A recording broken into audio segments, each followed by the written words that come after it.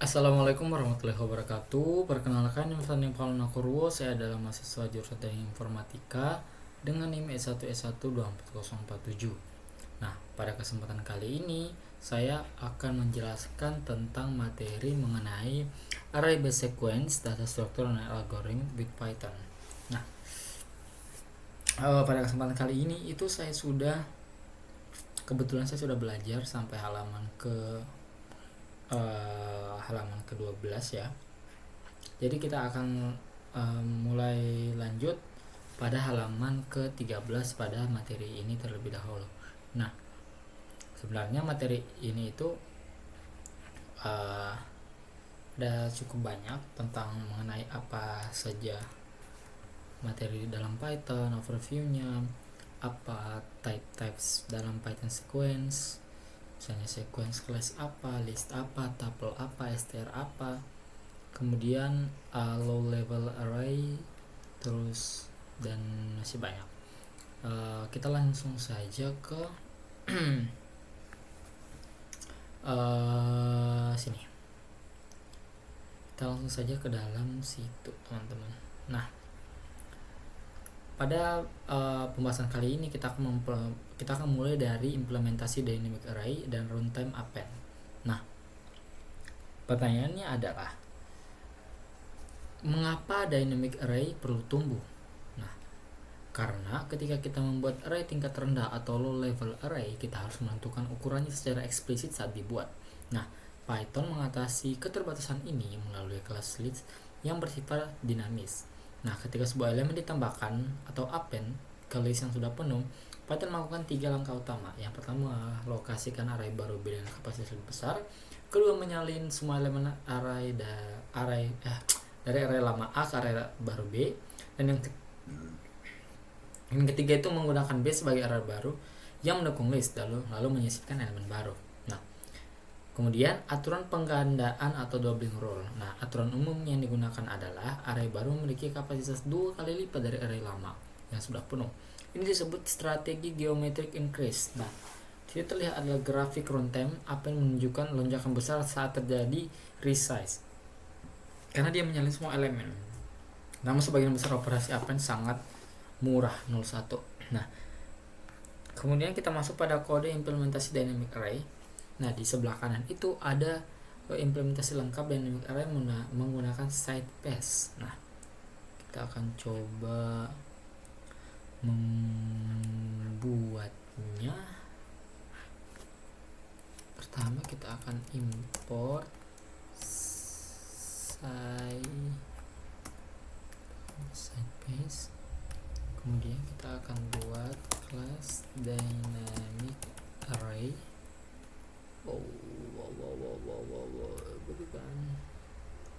Kemudian kita kayaknya ini saya salah deh. Salah sih.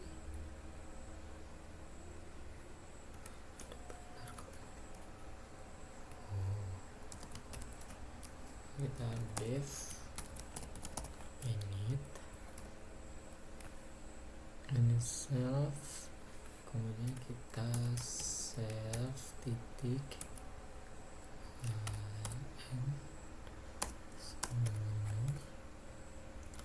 self capacity 1 self a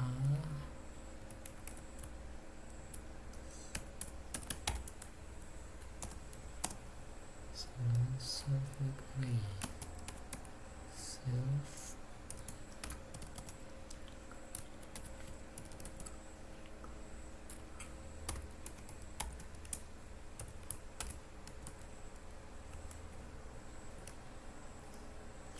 Nah,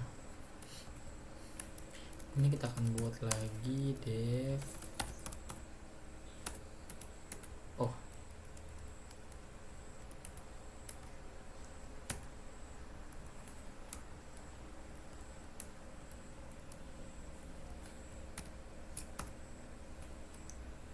return self return self self n. Kemudian kita akan buat lagi def get item, key-nya itu kita ubah jadi k, kita pas mana tadi ya, if not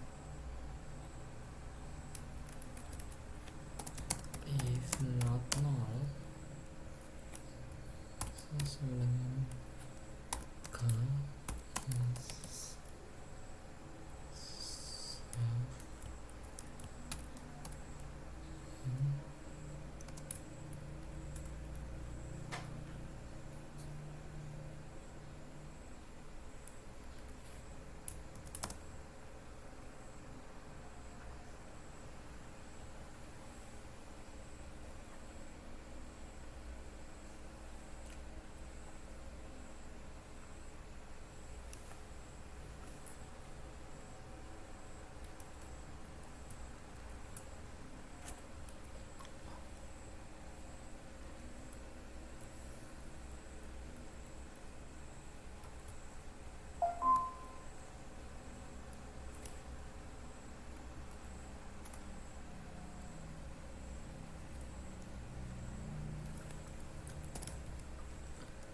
Place in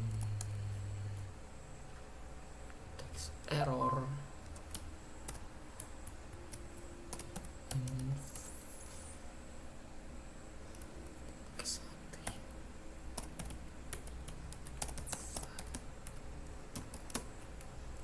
index return self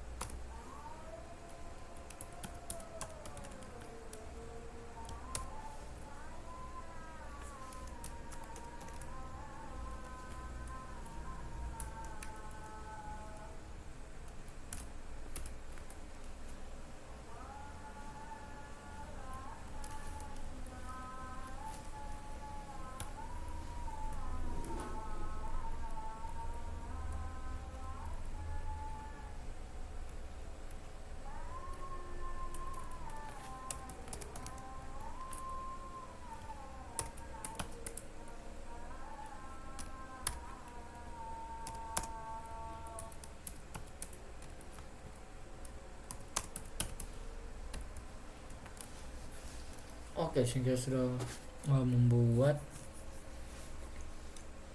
contohnya. Seharusnya outputnya itu adalah 1, 2, dan 7 ya.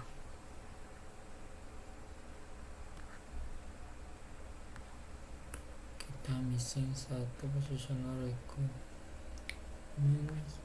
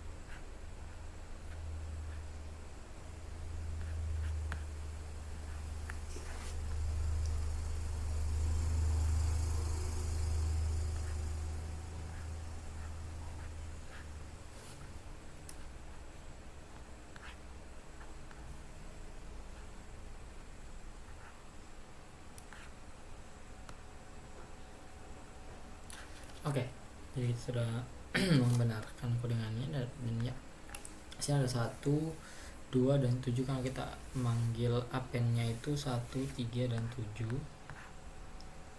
ya, seperti itu. Oke, kemudian kita akan pada halaman selanjutnya, yaitu tentang amortalize analisis. Nah, apa sih itu analisis amortisasi? Analisis amortisasi itu adalah teknik menentukan waktu rata-rata yang dibutuhkan per operasi dalam sebuah urutan operasi. Ada 2 perbedaan penting. Yang pertama, bukan average case analysis, tidak membuat asumsi tentang distribusi data.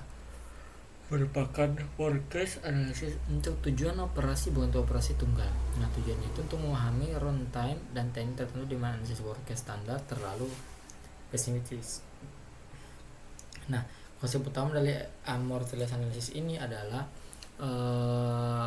umumnya diterapkan pada metode yang terdiri dari urutan operasi di mana sebagian besar operasi murah, cheap, berapa operasi mahal atau ekspensif namun jarang terjadi, dan jika kita menunjukkan bahwa operasi mahal jarang terjadi, kita bisa mentransfer biayanya ke operasi murah.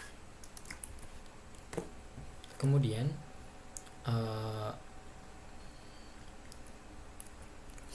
biaya amortisasi atau amortized cost ini untuk setiap operasi sedemikian rupa sehingga total biaya buatan untuk seluruh operasi membatasi total biaya nyata. Biaya buatan ini disebut biaya amortisasi suatu proses. Analogi, bayangkan komputer kita sebagai mesin beresikonya membutuhkan $1 untuk setiap unit komputasi. Kita bisa overcharge berapa operasi untuk menabung $1 guna membayar operasi lain yang lebih mahal. Kemudian kita akan analisis amortasi dynamic array. Nah, misalkan S ini adalah sequence yang diimplementasikan dengan dynamic array berkapasitas awal 1 menggunakan strategi penggandaan ukuran array saat penuh. Total waktu untuk melakukan n operasi append pada S dimulai dari S yang kosong adalah 0 n. Nah, kita akan buktikan dengan $1. Kita akan asumsikan setiap biaya operasi append $1 tidak termasuk waktu untuk menumbuhkan array. Kemudian kita asumsikan menumbuhkan array dari ukuran kedua K menggunakan $1. Nah, kita akan charge $3 untuk setiap operasi append yang tidak menyebabkan overflow. Nah, akan ada 2 profit $1 untuk setiap penyisipan yang tidak menumbuhkan array disimpan di sel tempat elemen disiapkan. Nah, overflow array terjadi ketika S memiliki 2 pangkat I elemen, di mana I lebih besar atau sama dengan 0. Dan kita akan mengenakan ukuran array memerlukan 2 pangkat I $1 untuk menyalin 2 pangkat I elemen. $1 ini tersimpan di sel 2 pangkat I dikurang 1 hingga 2 pangkat I kurang 1. Nah, kesimpulannya adalah skema amortisasi yang valid. Setiap operasi di charge $3 semua waktu komputasi terbayar. Untuk operasi append ini kita memerlukan 3 n $1. Waktu amortisasi setiap operasi append adalah 0 dalam kurung 1, jadi total waktu untuk operasi append adalah 0n. Nah, kemudian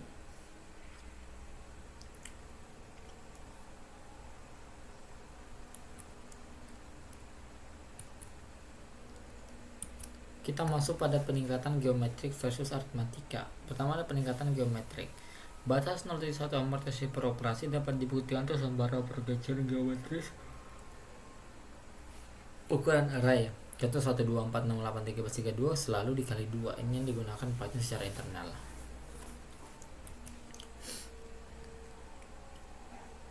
Nah, kemudian ada proporsi 5.2.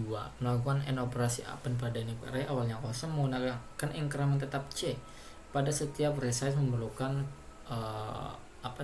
qn waktu. Kemudian pembuktiannya adalah misalkan C lebih besar daripada 0 adalah increment tetap kapasitas untuk setiap resize. Untuk n operasi append akan ada n dalam array n bagi C untuk operasi resize. Resize memerlukan waktu C, 2C, 3C sampai MC. Total waktu proporsional dengan C plus 2C plus 3C plus sampai dengan MC sama dengan C dikali dalam kurung M dalam kurung M tambah 1 dibagi 2 harus lebih besar atau sama dengan N2 N pangkat 2 dikali 2C dan berbanding dengan QN pangkat 2. Nah, perbandingan visualnya adalah grafik menunjukkan perbedaan dinamis. Nah, grafik menunjukkan perbedaan dinamis. Penambahan 2 sel lonjakan terjadi setiap 2 elemen. Pola meningkat terus. Penambahan 3 sel lonjakan terjadi setiap 3 elemen. Pola juga meningkat terus. Nah, penggandaan atau kali 2 lonjakan besar tapi jarang, rata-rata tetap 0 dan 1. Kemudian kita masuk di halaman 22 yaitu tentang memory usage and shrinking in array. Nah, ada ini namanya konsekuensi peningkatan geometris. Nah, Akibat lain dari aturan geometris increase, ukuran array akhir dijamin proporsional dengan jumlah total elemen. Artinya, struktur data menggunakan memori O dikali 0 kali N. Kemudian ada masalah penyusutan array. Jika kontainer seperti list Python menggunakan operasi penghapusan, kita harus memastikan dynamic array tetap menjamin penggunaan memori 0 kali N. Nah, penghapusan berulang dapat menyebabkan underlying array tumbuh sangat besar tanpa proporsional dengan jumlah elemen aktual. Nah, solusinya apa? Implementasi yang robust akan menyusutkan string underlying array sesekali sambil mempertahankan batas 0 dan 1 amortisasi pada operasi individual.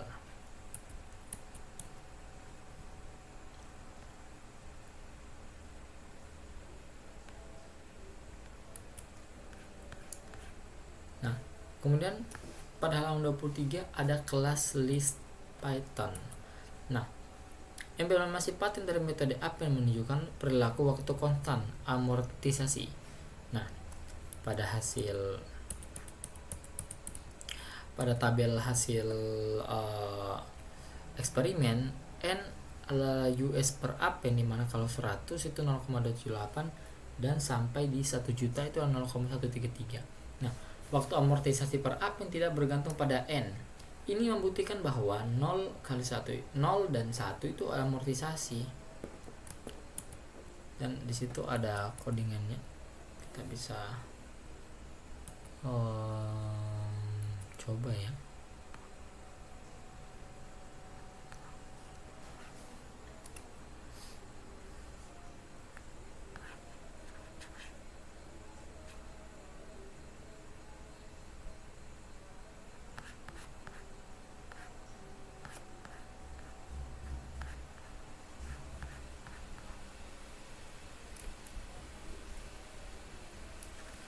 Kita akan coba ini ya.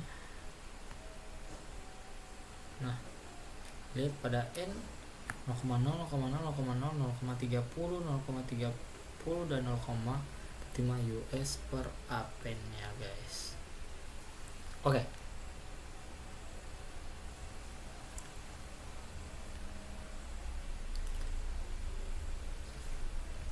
Sekarang kita masuk pada halaman 24, yaitu efisiensi tipe sequence Python. Nah, yang pertama ada list dan tuple. Nah, tuple biasanya lebih hemat memori daripada list karena bersifat immutable. Nah, sedangkan dan kelas tuple mengimplementasikan perilaku non-mutating dari kelas list. Nah, kemudian operasi konstan 0 dan 1 len atau data itu menghitung panjang, dan data ini mengakses elemen pada indeks J. Nah, misalnya pada operasi pencarian data count value harus iterasi semua elemen untuk menghitung kemunculan sampai pada C kali data 2CN membuat list baru yang diulang C kali. Nah, seperti itu kira-kira. Ini kita bisa lihat pada operasinya dan running time-nya di situ. Oke, kemudian pada halaman 25 ini ada operasi mutasi dasar. Nah, data I sama dengan val 01 itu mengubah referensi di indeks J. Kemudian data append value kurang 0,1 dikali amortisasi itu tambah di akhir. Sedangkan data pop dikurang 0,1 amortisasi hapus elemen terakhir. Kemudian menyisipkan elemen insert k value. Elemen insert k value menyisipkan value pada indeks k dengan menggeser semua elemen sesudahnya satu posisi ke kanan, dimana worst case nya on itu kurang karena harus menggeser semua elemen saat k sama dengan 0. Amortisasi o dalam kurung n dikurang k ditambah 1 bergantung pada posisi k. Menyisipkan di awal k sama dengan 0 paling mahal di O dan N. Menyisipkan di tengah K N per 2 setengah biaya masih ON. Dan menyisipkan di akhir itu K amortisasi. Kita bisa coba di dalam codingannya itu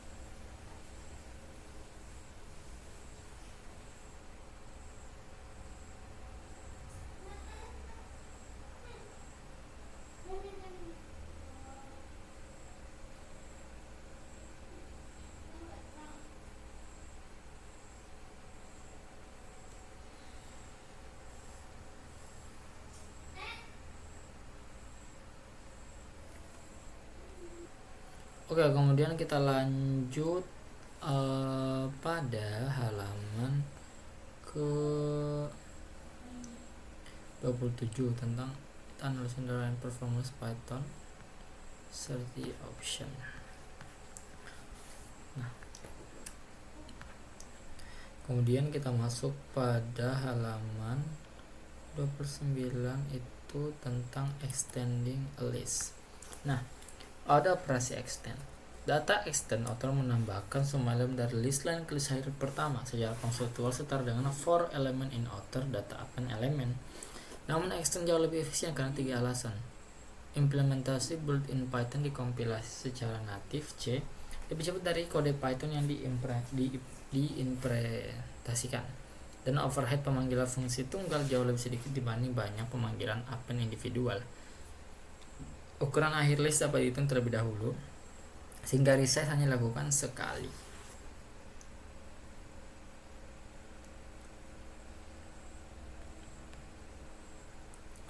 Kemudian ke halaman 40 itu ada constructing new list. Nah, ada efisiensi pembuatan list. Efisiensi asymptotic linear dalam panjang list yang dibuat n list comprehension jauh lebih cepat dari membangun list dengan append berulang. Lebih efisien membuat list dengan array O kali n daripada membangun secara incremental. Membuat list bilangan kuadrat itu cara 1 paling cepat list comprehension square, cara 2 append berulang square, dan cara 3 menggunakan map. Cara 4 adalah 0 kali n. Kemudian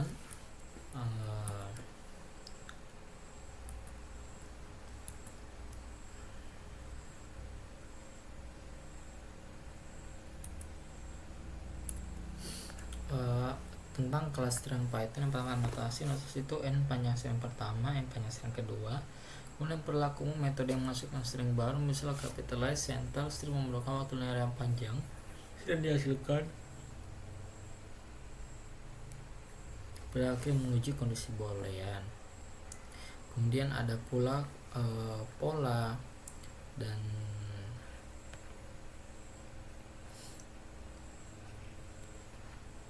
pola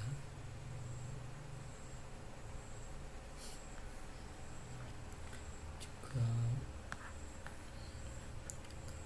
string Python.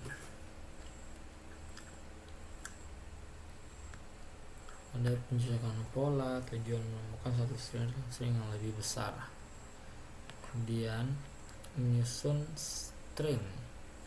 Nah, ada banyak implementasi dalam kita membuat string, yaitu dengan membuat string dari beberapa string lain. Contoh dari string dokumen buat letters yang hanya berisi huruf alfabet, contohnya begitu. Kemudian ada storing high score for a game. Nah, misalnya deskripsi masalahnya itu menyimpan entry skor tertinggi untuk permainan video. Setiap entry memiliki nama pemain dan skor memiliki kapasitas terbatas, dan skor baru hanya masuk jika lebih tinggi dari skor terendah di papan. Nah, implementasi lengkapnya kita akan buat sebuah kode yang lumayan cukup panjang. Karena itu lumayan cukup panjang, jadi kodenya itu seperti ini.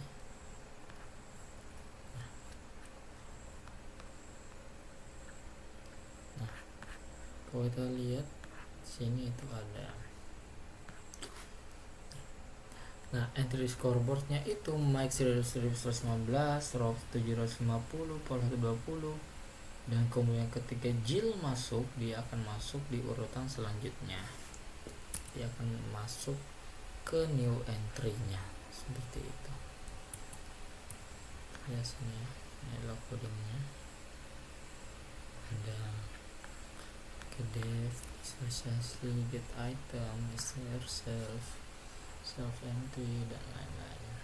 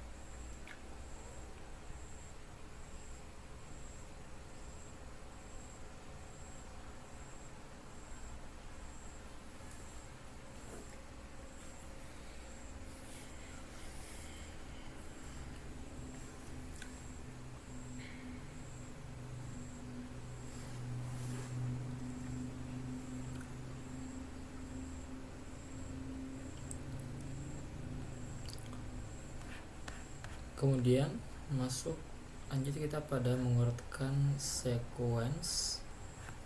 Deskripsi masalah itu juga mengurutkan sequence yang tidak berurutan dalam urutan non-decreasing dari kecil ke besar.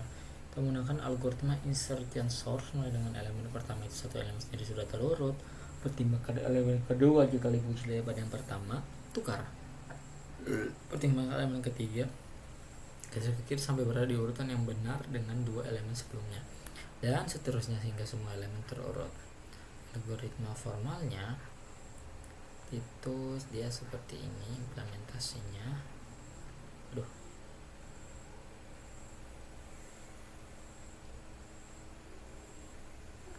Seperti ini insertion ya.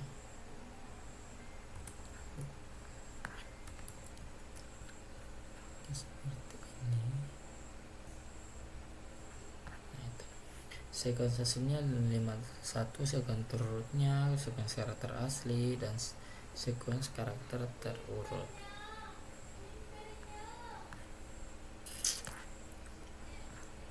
Nah, berdasarkan analisisnya itu, kasus terbaik base case-nya itu ON area sudah terurut while loop tidak pernah dijalankan. Kasus terburuknya ON pangkat 2 area terurut terbalik setiap elemen digeser ke paling kiri.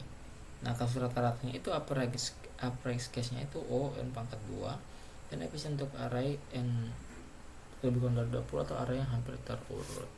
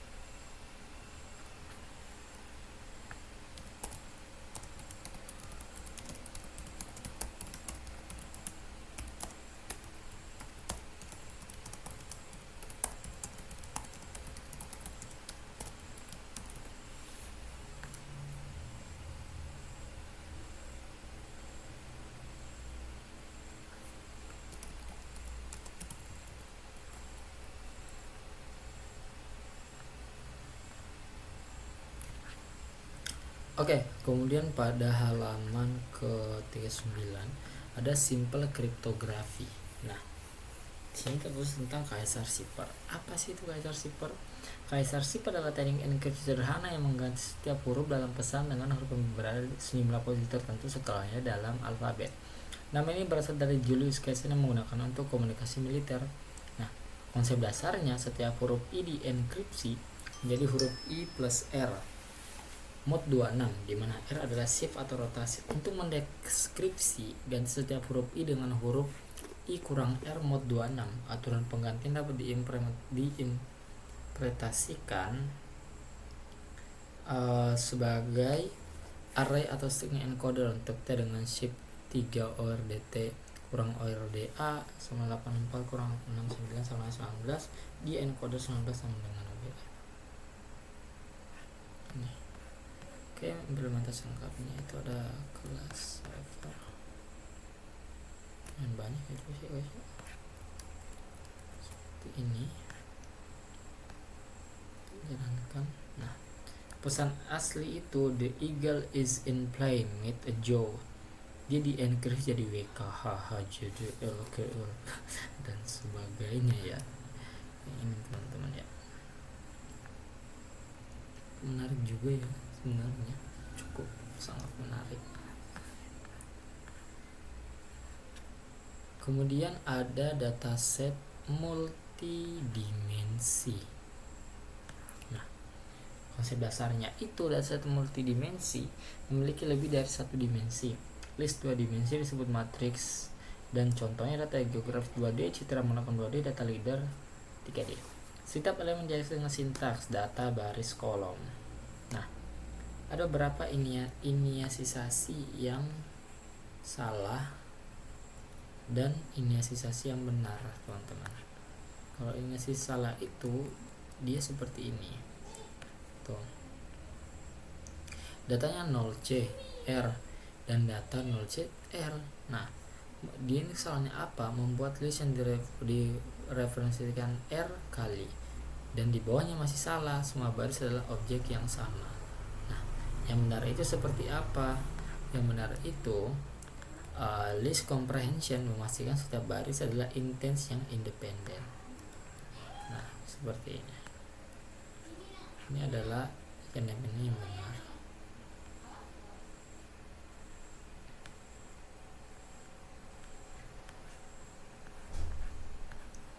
Kemudian ada operasi pada matriks 2D.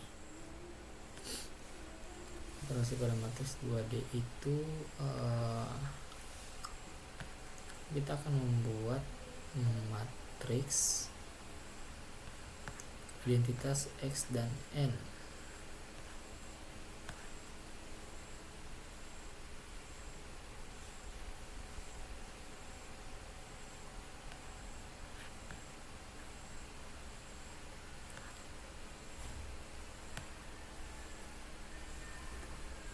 Ini matriks X dan N nya. Ini tes 01 guys. Terakhir kita akan membuat sebuah contoh permainan tic-tac-toe di animasi tic-tac-toe dengan array 2D, mana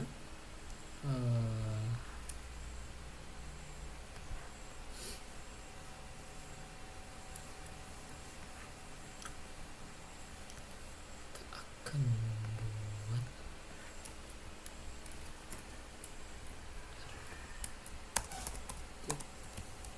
tic-tac-toe game, mana kita buat kelas tic-tac-toe, langsung dev in self berarti ya,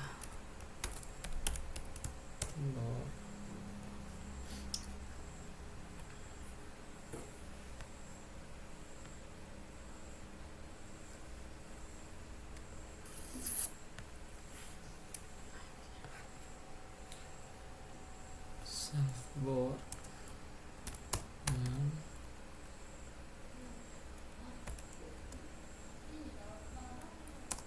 dikali 3 minus 3.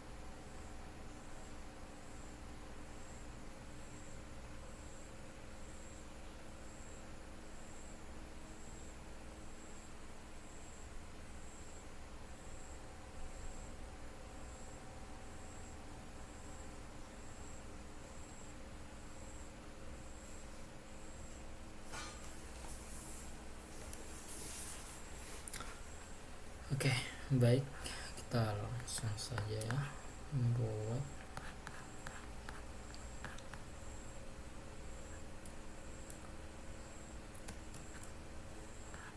ini.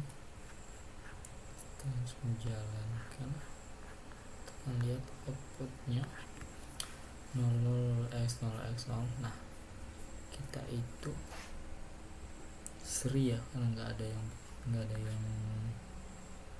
menang.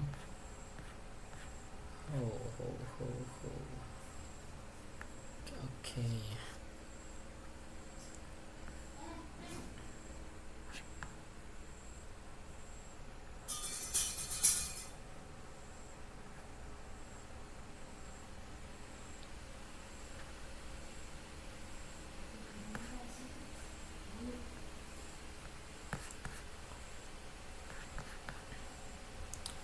Oke, baik, kita ke halaman terakhir. Nah, yang dapat dipelajari dalam lektur 5 ini ada tingkat rendah, cara kerja array, inisialisasi, mengakses elemen, hubungan memori, representative array, compact array, dan cara menyimpan data dan implikasi memorinya, dan array, cara membuat dan mengelola yang dapat tumbuh dinamis, menggunakan strategi pengadaan dan analisis mertes dan menghitung biaya rata per operasi dalam urutan operasi, business sequence Python, analisis runtime, list, tuple, dan string, aplikasi scoreboard, instruction, code, dan shipper, dan data multidimensi, cara membuat dan mengelola 2D dan mengelola array 2D dengan benar. Nah, kemudian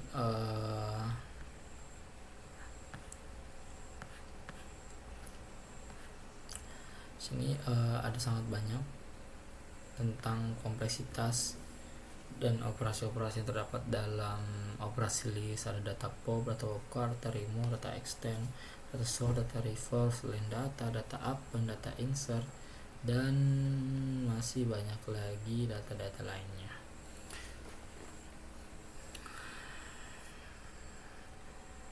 Sampai sini habis ya? Ya, habis. Oke. Habis teman-teman semuanya.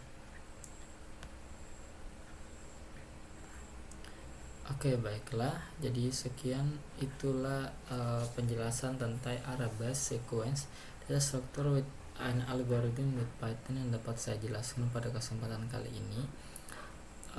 Adapun lebih dan kurangnya mohon dimaafkan. Saya akhiri dengan ucapan wabillahi taufiq wal hidayah. Wassalamualaikum warahmatullahi wabarakatuh.